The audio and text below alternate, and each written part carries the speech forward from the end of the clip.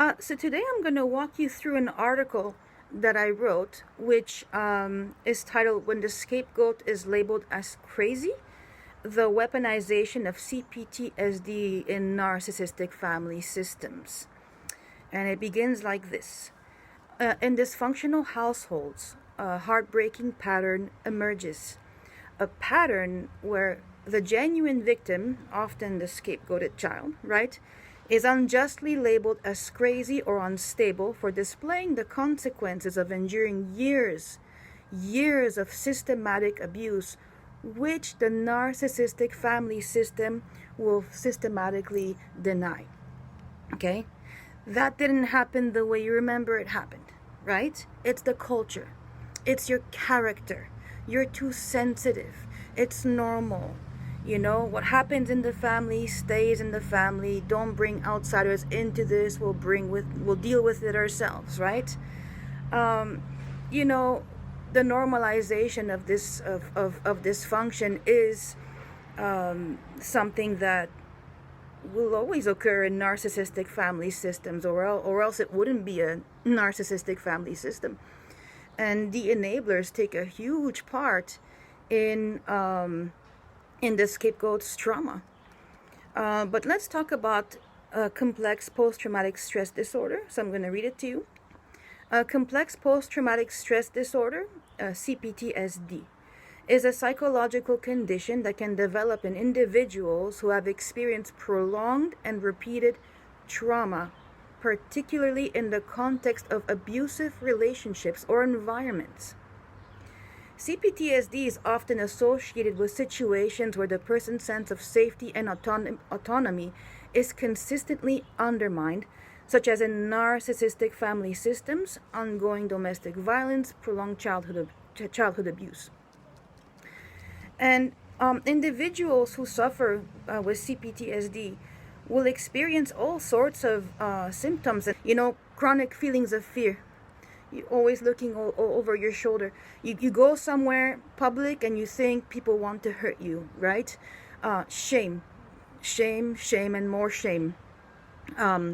Guilt, right? Because in these types of systems, guilt is weaponized, and the people that protect the narcissist in that family will always make you feel like you didn't do enough, like it's all your fault. Like you should love the parent who abused you because they worry about you, even though they hurt you and they target you. Like they project all their pent up anger and frustration and hatred onto you, onto the scapegoated child. But they love you because they worry about you, right? I mean, this is stuff that is traumatic for a survivor.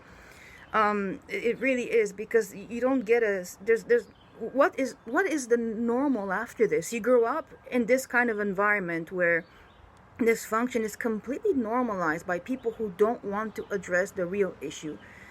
You develop, you become emotionally dysregulated. You have difficulty trusting others. You have a hard time making healthy relationships. You become reactive, right? And so on. And when you want to heal from this. You want to distance yourself from the narcissistic parent. You want to get better. You don't want to be like this. You want to heal. Everybody in that system will isolate you. And they will say, you're crazy. Go take your pills. This is what my father told me. Go take your pills and come back when you feel better. When this happens, scapegoats often end up having to heal alone, because acknowledging that there's a scapegoat in the house means acknowledging that there's something wrong in the household.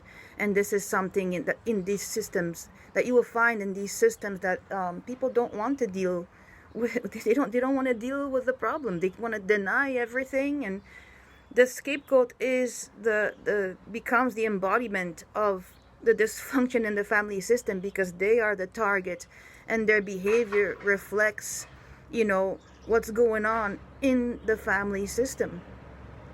So in such households, the priority is maintaining a carefully crafted image for the outside world, while the abuse is taking place behind closed doors, are normalized, minimized, denied, and kept secret. Narcissistic family systems revolve around a central figure, an emotionally unstable and deeply dysregulated individual who will manipulate others, often resorting to pulling the victimhood card to excuse and rationalize the abuses they inflict on their targets. They always have a reason to abuse. Okay, they're always the victims. They hit you, they antagonize you, they call you names, they destroy your character, they demonize their own children, but they're the victims, right? And then the child who comes out of that system and misbehaves, you know, what happens is that that narcissistic parent will point to that child and go, look, I told you they were crazy. You see, everything I said about that child since their birth or since they started developing a personality is true. You see? So this is what happens, you know. And meanwhile, individuals who are not the narcissistic parent's primary target, they saw the abuse, they see it, but they prioritize safeguarding their own peace at the expense of the scapegoated child's mental health. You know, they're safe. They're not the targets, right? So as long as they're not the targets, it's not their problem. I'm not getting involved, not my problem. And this collective avoidance, it perpetuates the damaging cycles where the underlying problems persist without recognition or resolution. And this is the tip of the iceberg for the scapegoat, because, you know, when the scapegoat can't take it anymore, when the symptoms of CPTSD, because they're physical, it becomes physical.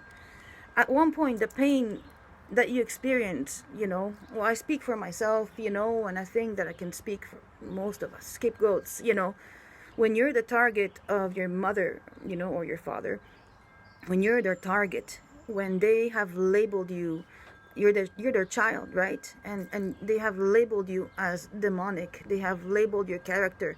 They give you prolonged silent treatments that last months, you know, but then they manipulate the family, and, you know, the neighbors will come and they will say, oh, but they worry about you and they love you and they always talk about you, you know. And then on the other hand, behind closed doors, that same person will hit you, you know. They will hit you, they will psychologically abuse you, they will destroy you completely, they will destroy your personality, and you walk out of that as the scapegoat completely, you know, traumatized. And you do it alone.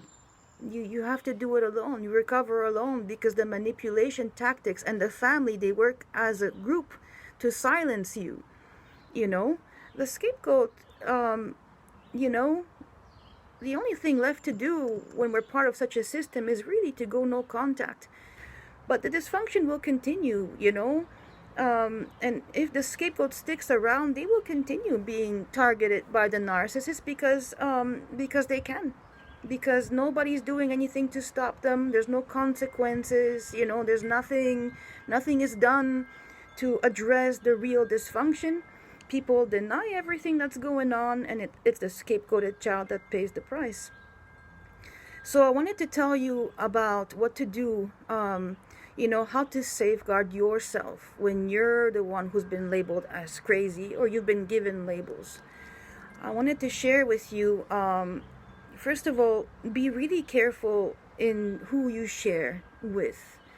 And this is from personal experience, also, that I want to tell you. You know, when I first found out, when I finally could put my finger down on what was happening within my family system, when I finally understood, oh my gosh, okay, this is narcissism, all the boxes check, everything fits, the gaslighting, Darvel, right, you know, just the triangulation, the manipulation tactics, the victimhood, like everything just fits, you know, everything. And the need for supply, for me, that was constant when I was a child, you know.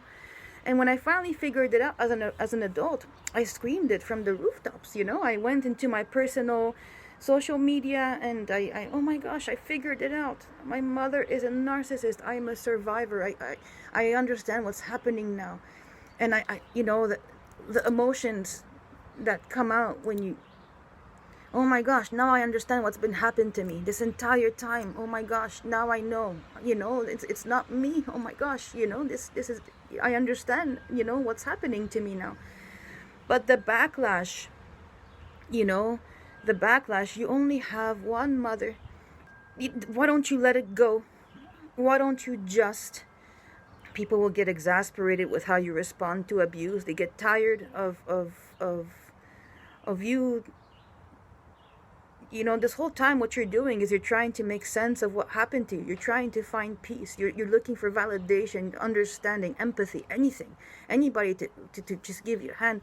But what happens is that, the abuse in your household becomes so normalized that, even your own family, they will say, this again? I thought we already talked about this a million times. I thought this was already talked about. Why are you talking about this again? And meanwhile, you're like, well, because the abuse is still ongoing, because I'm still hurting. My mother doesn't love me. This hurts, okay? To know that your parent doesn't love you since you were a kid, that you've been demonized by that parent. It hurts. It's not something that you can just get over. Sorry. You know what I mean? But people will treat you like this. And if you don't have a system in place when you go out and you share your story, and if you didn't go through at least some form of healing and grounding, when you are met with like disbelievers, enablers, people that don't understand narcissism, then you have to relive your trauma again. You have to defend yourself.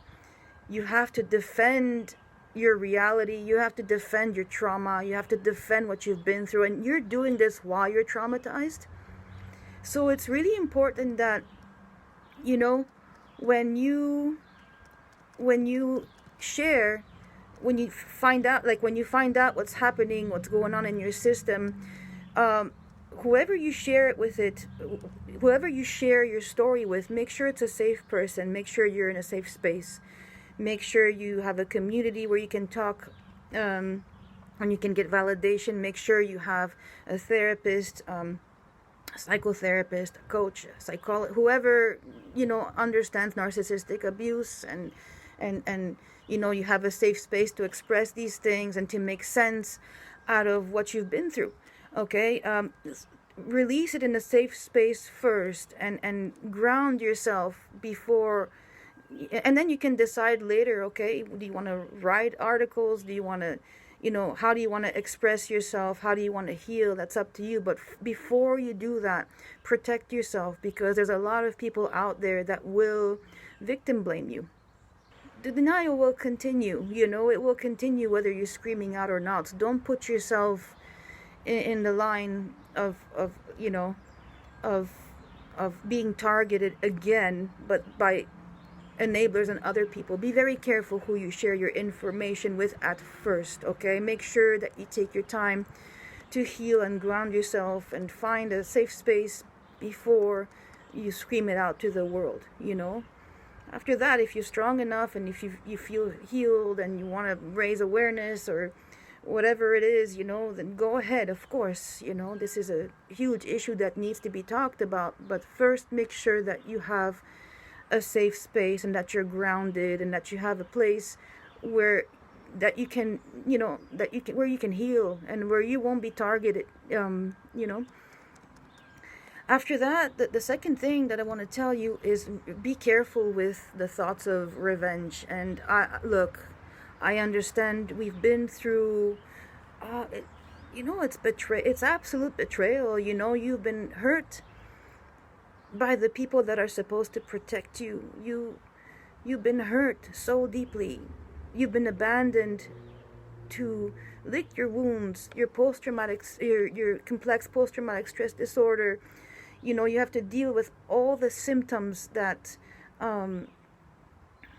arise from that by yourself, because normally when a scapegoat walks away from their narcissistic family system, they often do it alone, because everybody enables the narcissist. And in these types of systems, there's only one victim. There's only one person who can claim the right to victimhood. There's only one person who's allowed to express their feelings. There's only one person who's allowed to be hurt. And if anything diverts attention from that person, there will be hell, So yeah, you come out of that and there's so much. The betrayal, is so unfair and it hurts so much. But if you choose to ruminate and think, have thoughts of revenge and getting back at them, it's only going to backfire on you. Because first of all, you will spend the rest of your life trapped in that system in your mind. You know, when you won't be able to let it go. You won't be able to move on and heal, even if you do something to destroy their reputation or whatever it is. First of all, a lot of it will backfire on you most likely, and second of all, it won't make you feel better. You will still have that pain, and the CPTSD will still be in your system. It's not going to heal you. Your best revenge truly is finding your voice. It's getting to, giving yourself permission to be happy, giving yourself permission for personal growth, giving yourself permission to live your life on your own terms, giving yourself permission to be happy, to, put all that garbage behind you and not feel anything about them. Just go, oh, whatever, the dysfunction will continue after you leave, because a narcissist is a narcissist. So they will continue causing drama. They will continue with everything that they do, and you will not be part of that anymore, and you will become free of that. And the whole point is for you to free yourself from this system. And revenge will keep you trapped in those loops. So it's for you. It's to help you let go of of the dysfunction, and the system, and really focus on your own healing, your own growth, achieving your dreams, achieving your goals, addressing your wounds. This will be, and living a good life, a good, happy, peaceful life. That's the best revenge, truly. Then I want to tell you that you have to free yourself from the illusion of ever having had a family. Because a true family protects their own, and I want to read this section of the article for you. Healthy families do not expect their children to serve as therapists, mediators, confidants. They do not conceal dysfunction, but instead confront the issues, seek professional help, and most importantly, they shield the targeted child from the relentless abuses of emotionally dysregulated and detached from reality narcissistic individuals. Healthy families do not tolerate or justify physical abuse, silent treatments, character assassination. They do not label family members as angels or demons, okay? That's not how healthy families operate, okay? Healthy families do not excuse abuse based on a child's spirited nature, character, or emotions, okay? Healthy family will not tell a child that, they are a demon because they feel emotions as a child does, and you don't know how to control them yet. You need a parent to teach you how to do that.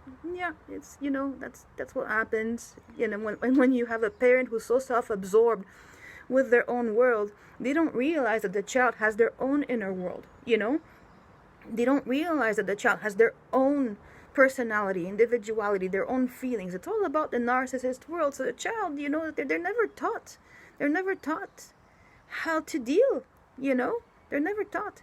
But then the system will look to the child and go, oh, yeah, it's your character, And a healthy family will not rationalize mistreatment based on an adult's victimhood narrative, okay? I've been through stuff. I'm a survivor, and I got myself beyond my narcissistic family system. I've got myself in all sorts of trouble in my life, I've been through stuff. I'm not going to turn around and tell my kids, ask my kids to soothe me or to comfort me, or that's not their job. It's the other way around, And I will certainly not, release my trauma onto my children. I'm not going to do that, They're not responsible for that. It's not because I went through stuff that the entire household has to suffer. I can take care of myself, There's groups, there's therapists, there's things that I can do. Yes, it's painful, but your children, they don't, that's how you stop the generational trauma from being passed on. You become super hyper aware of what was done to you, and you make an effort not to repeat the behavior of your narcissistic parent onto your children, you know. So that's what a healthy person will do. You're not going to use, well, I've been through a lot, that means that I can, hurt my children because I've been through a lot. It doesn't work like that, okay? It's really important for you to learn how to set boundaries and how to get to know your non-negotiables. That's really important, because that will, when you're surrounded by this type of system who is constantly normalizing abuse, how do you know that your decisions are healthy? How do you know what's normal, what's not normal, right? It's very difficult to do that. And I have an article written about this, and I'll make a video about this as well, actually, because that's its own subject. But it's really important for you to learn how to really trust yourself and follow your own values. You get to know what your values are, and then you just navigate life based on your own set of personal rules to living life, and you'll never go wrong if you do that. Keep educating yourself. Know that you're not alone. A lot of us have been through this, and narcissistic family systems will make their scapegoats feel like they're alone. Nobody understands them. Abuse is normalized, so you're crazy, you're sensitive, it's your character, there's something wrong with you. But that's the math of these types of systems. That's what they do to the scapegoated child, the parents target, because they don't want to address the dysfunction. They don't want to deal with the issues, because it's hard. It's too hard. They don't want to deal with it. And the image, it's all about image. It's all about how the family appears out there to the world, right? So, you have to educate yourself about these systems, because there's patterns that you will recognize in all of these systems. It's always the same, actually. It becomes quite predictable when you start really, the more people that you talk to that have been through this, the more it's the same patterns that occur over and over and over again. So you're not alone. And make sure that you find a safe space, find a community, find a therapist that understands narcissistic abuse. And your best revenge is to detach, take care of yourself, and thrive. Learn who you are, discover yourself, get selfish with yourself, take care of yourself, and thrive.